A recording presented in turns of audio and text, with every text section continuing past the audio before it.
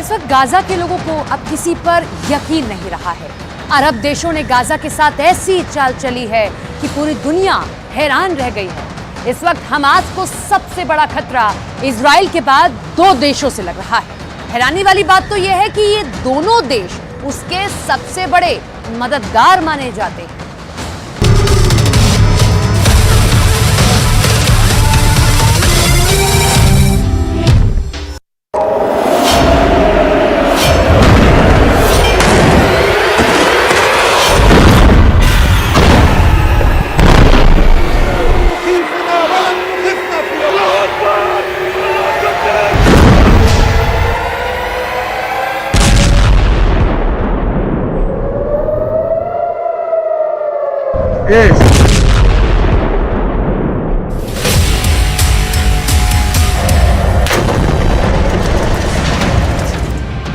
Gaza में 13,000 से ज्यादा लोगों की मौत हो चुकी है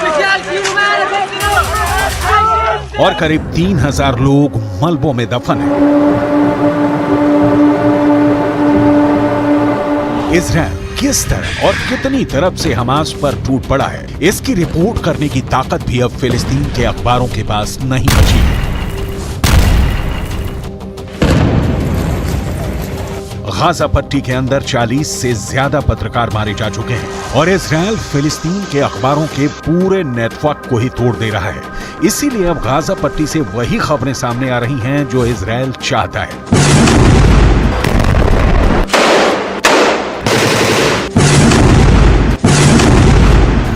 इतने बुरी हालातों के बावजूद भी 57 इस्लामी मुल्क गाजा पट्टी के 20 लाख लोगों के जान और माल की सुरक्षा के लिए कुछ भी नहीं कर पा रहे हैं।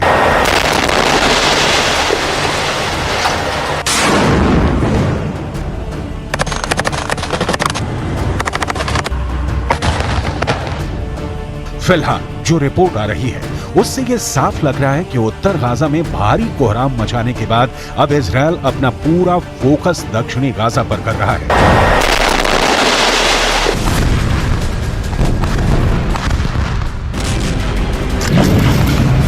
सवाल यह है, अगर उत्तर गाजा और दक्षिण गाजा दोनों में ही इंसानों के रहने लायक स्थितियां नहीं रहेंगी तो आखिर गाजा के लाखों लोग कहां जाएंगे?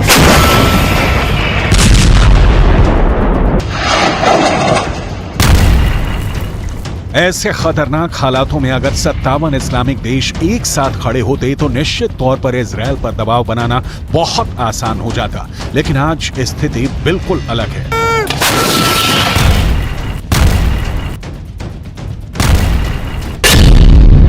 एक तरफ सऊदी अरब है जो हमास का समर्थन करने वाले लोगों पर हंटर चला रहा है, तो दूसरी तरफ तुर्की के राष्ट्रपति एर्दोगान है जो दुनिया में जहां कहीं भी जाते हैं गाजा पट्टी के लोगों की बात करके भावुक हो जाते हैं।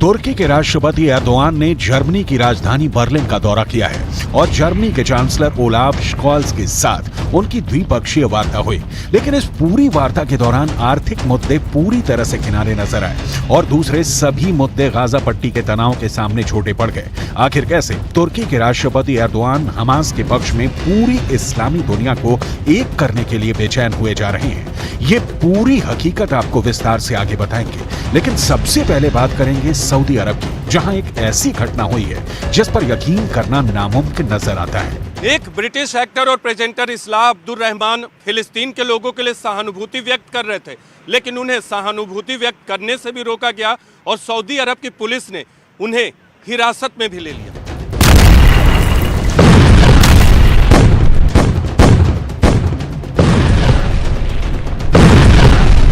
सऊदी अरब के अंदर ऐसी एक नहीं और भी कई घटनाएं हो चुकी हैं जिसमें हमास के समर्थकों पर सऊदी अरब की सरकार कड़कती बिजली की तरह टूट रही है।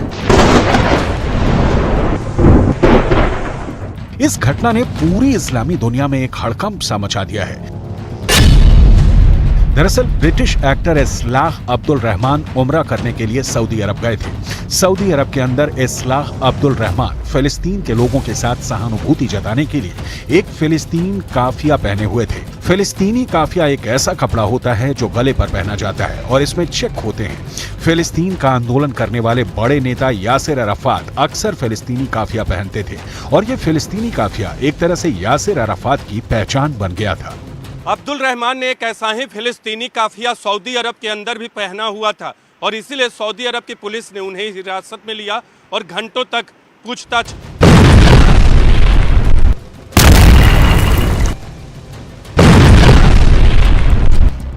सऊदी अरब की पुलिस ने ब्रिटिश एक्टर अब्दुल रहमान से ये पूछा कि वो कब से सऊदी अरब में हैं, सऊदी अरब में वो कहां गए हैं। अब्दुल रहमान को एक संदिग्ध की नजर से देखा गया। अब्दुल रहमान की उंगलियों के निशान लेने के बाद उनको रिहा तो कर दिया गया।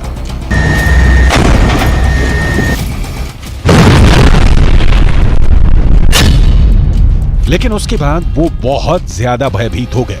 उन्होंने मिडिल ईस्ट के एक न्यूज़पेपर से बात करते हुए कहा कि वो फिलिस्तीन के साथ सहानुभूति दिखाना चाहते थे, लेकिन उन्हें ये करने नहीं दिया गया। इसी तरह सऊदी अरब के अंदर गाजा के लिए प्रार्थना करने वाले एक अल्जीरियाई मूल के शख्स और बांग्लादेशी मूल के एक ब्रिटिश नागरिक को भी गिरफ्तार किया गया।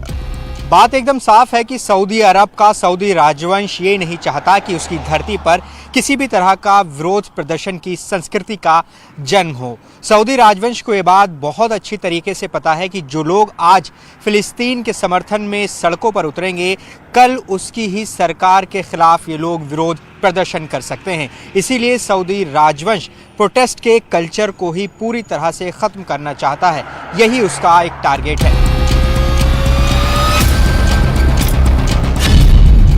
आमतौर पर यह जानकारी बहुत कम लोगों को है कि सऊदी अरब एक ऐसा देश है जिसका पुराना नाम स्टेट ऑफ हिजाज था, लेकिन 23 सितंबर 1932 में जब सुल्तान अब्दुल अजीज बिन सऊद ने इस स्टेट ऑफ हिजाज पर कब्जा किया तो उन्होंने इस इलाके का नाम बदलकर सऊदी अरब रख दिया। इसमें सऊदी शब्द सुल्तान अब्दुल अजीज बिन सऊद का सरनेम है।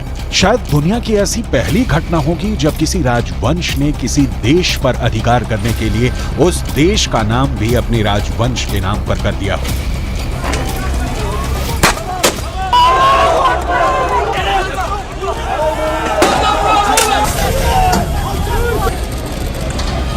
एक तरफ सऊदी अरब हमास के समर्थकों पर हंटर चला रहा है, उन्हें गिरफ्तार कर रहा है और उनको ये नसीहत दे रहा है कि किसी भी तरह का प्रदर्शन स्वीकार नहीं किया जाएगा।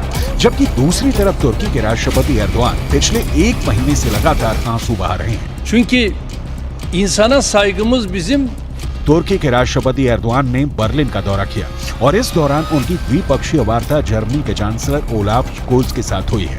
एर्दोआन आर्थिक मुद्दों पर बातचीत करने के लिए बर्लिन आए थे, लेकिन सारा मामला खटाई में पड़ गया और सबसे ज्यादा मतभेद गाजा के मसले पर हो गए। जर्मनी को तुर्की के राष्ट्रपति एर्दोआन की वो बात सबसे ज्यादा नागवार गुजरी जिसमें एर्दोआन ने जर्मनी के इजराइल को किए जा रहे समर्थन को लेकर एक ऐतिहासिक तंज कसा। तुर्की के राष्ट्रपति एर्दोआन ने कहा कि जर्मनी इस अपराध बोध से ग्रस्त होकर के इजरायल का समर्थन करने के लिए मजबूर है कि दूसरे विश्व युद्ध में यहूदियों का जो नरसंहार हुआ उसमें जर्मनी के तानाशाह हिटलर की एक बहुत बड़ी भूमिका थी। यही बात किस तरह तुर्की के राष्ट्रपति ने संकेत में कही, जरा सुनिए। Eğer burada elimiz, kolumuz, dilimiz bağlı kalırsak bunun tarihi hesabını veremeyiz. Onun için bir borçluluk psikolojisi içerisinde İsrail-Filistin savaşını değerlendirmemek gerekir. Bakın ben rahat konuşuyorum. Çünkü bizim İsrail'e borcumuz yok. Borçlu olsak bu kadar rahat konuşamayız. Ama borçlu olanlar rahat konuşamıyorlar. बयान से बिल्कुल साफ है कि तुर्की के राष्ट्रपति ने कहा कि उनके ऊपर कोई कर्जा नहीं है कि वो इजराइल का समर्थन करने को मजबूर हैं, जबकि इजराइल के तानाशाह ने यहूदियों का नरसंहार। नोट करने वाली बात यह है कि जर्मनी ने अब तक इजरायल को काफी ज्यादा सपोर्ट दिया है। सबसे बड़ी बात यह है कि जैसे ही 7 अक्टूबर को हमास ने इजरायल के खिलाफ हमला शुरू किया, उसके बाद ही जर्मनी के चांसलर ने इजरायल की राजधानी तेल अवीव का दौरा किया और उन्होंने नेतन्याहू से मुलाकात करके इजरायल को हर तरह से मदद का आश्वासन दिया। इतना ही नहीं, जर्मनी हथियारों के तौर पर भी इजरायल की मदद करता रहा है और यही बात तुर्की के राष्ट्रपति एर्दोआन को बहुत ज्यादा परेशान कर रही है और यही वजह है कि उन्होंने जर्मनी के चांसलर के सामने उनकी मौजूदगी में गाजा के मुद्दे को बहुत बड़े पैमाने पर उठाया। Fazlasıyla İsrail'in elinde rehine var. Ve yılların rehineleri, tutsakları İsrail'in elinde. Bunu da görmemiz lazım. Bunu görmezsek bu da haksızlık olur. दूसरे विश्व युद्ध के दौरान जर्मनी के दानाशाह एडोल्फ हिटलर ने यहूदियों का नरसंहार करने के लिए बाकायदा संस्थाएं बनाई थी और इन संस्थानों में पूरे यूरोप के अंदर करीब 60 लाख यहूदियों को मार दिया गया था। एडोल्फ हिटलर एक समाजवादी राष्ट्रवाद की राजनीतिक विचारधारा के अनुयायी थे और हिटलर ने जो कुछ भी किया उसके बाद जर्मनी के अंदर कभी भी कट्टर राष्ट्रवादी पार्टी उभर ही नहीं सकी। लेकिन अब तुर्की के राष्ट्रपति एर्दोआन साफ तौर पर यह कहना चाहते हैं कि अगर हमास ने जो किया वो गलत है, तो अब गाजा के अंदर जो इजरायल कर रहा है उसकी भी निंदा होनी चाहिए।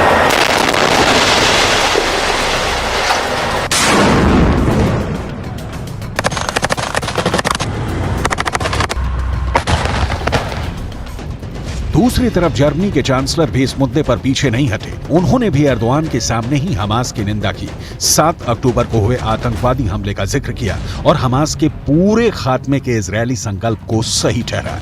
यानी अगर देखा जाए तो जर्मनी और तुर्की एक बातचीत की मेज पर जरूर थे, लेकिन उनके बीच बहुत भारी मतभेद है।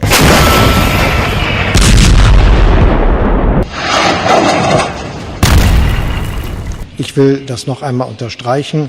Für uns jedenfalls bleibt es dabei, dass es jetzt notwendig ist, auch für eine langfristige, friedvolle Perspektive, dass die Hamas nicht mehr in der Lage sein kann, diese Aggressionshandlung vorzunehmen, wie wir sie am 7. Oktober gesehen haben. Wir sind, wie Sie merken, in guten Gesprächen miteinander, trotz unterschiedlicher Meinung.